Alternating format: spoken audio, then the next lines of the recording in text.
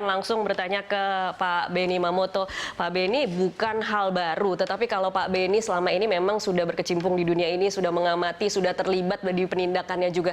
Kalau mencoba memahami latar belakang mengapa kemudian bisnis narkoba ini justru bisa tumbuh subur di dalam asrama TNI Polri begitu. Ya, jadi hasil penyelidikan kami, pengungkapan beberapa kasus menunjukkan bahwa para sindikat ini ingin perlindungan, ingin bisnisnya lancar, ingin diamankan, ingin dibantu bocoran informasi, maka yang disasar tentunya aparat. Apakah sebagai backing, apakah bekerja sama dengan aparat penegak hukumnya yang menangani kasus narkobanya. Kemudian berikutnya juga ada pergeseran penempatan penyimpanan barang mereka di asrama. Kenapa? Ketika kita akan masuk asrama harus minta izin dan sebagainya, itu sudah bocor dan sudah lari semua. Ini kami temukan dalam proses kami melakukan penyidikan kasus terdahulu, polanya sama. Nah, yang perlu diperhatikan di sini adalah kenapa para oknum ini bisa direkrut gabung. Hasil penyidikan kami menunjukkan demikian. Pertama, bagi para oknum ini yang suka main di tempat hiburan, apakah itu di servis teman, di traktir teman, ini rentan. Yang kedua, oknum-oknum yang diminta menjadi security di tempat hiburan. Kami temukan di Pekanbaru. Kita tangkap Serma B, awalnya dia security. Tapi lama-lama dipercaya oleh owner dari tempat hiburan itu menjadi supplier. Ya kaya raya.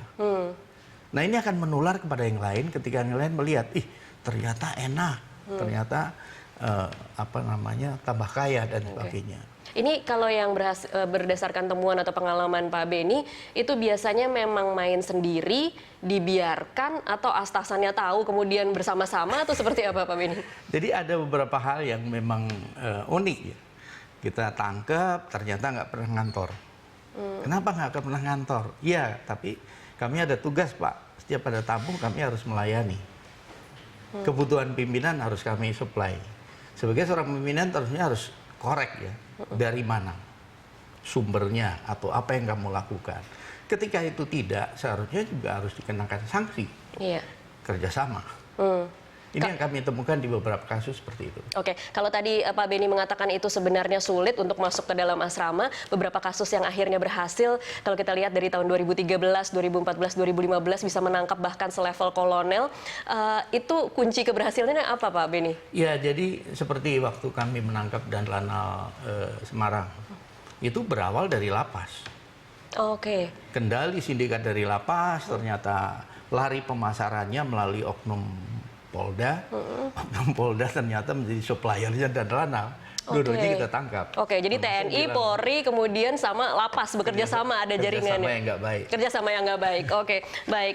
Coba saya akan beralih ke Pak Slamet pribadi, Kepala Humas BNN. Selamat sore Pak Slamet. Selamat sore. Iya, Pak Slamet. Selamat sore juga untuk Pak Guru saya, Pak Benny Mamoto. Selamat sore. Iya, Pak Slamet, kalau mungkin bisa digambarkan dari hasil penggerebekan kemarin, apa kemudian yang didapat oleh BNN untuk pengembangan selanjutnya? Iya, untuk penggerebekan kemarin kebetulan BNN tidak ikut terlibat langsung, Pak. Info dari Kepala BNNP DKI, Kepala BNP DKI dikontak untuk minta alat tes urin, kemudian setelah itu teman dari Kostrat kata Kepala BNP sudah dikerjakan sendiri, itu Mbak. Jadi BNN tidak memeriksa tes urin itu ya Pak Slamet? Iya tidak. Namun Kepala BNP DKI juga menjelaskan bahwa menurut teman-teman dari Kostrat yang sipil itu akan diserahkan kepada BNNP DKI, namun sampai sekarang belum itu. Oke, baik.